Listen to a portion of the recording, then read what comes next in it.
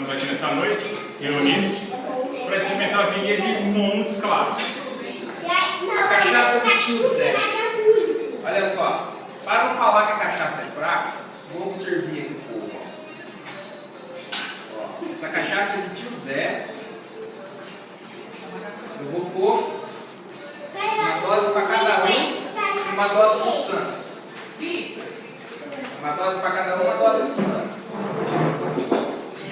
Muito obrigado. Obrigado.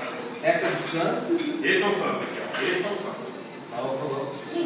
Vamos brindar? Brindar.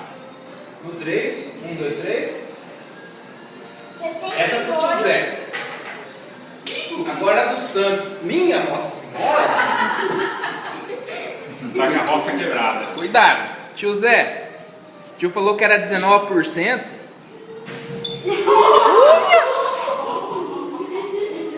Meu, tô tomando álcool de carro, meu. É 91%. Rapaz, essa é a cachaça de Montes Claros. Se vocês quiserem, pode fazer as encomendas.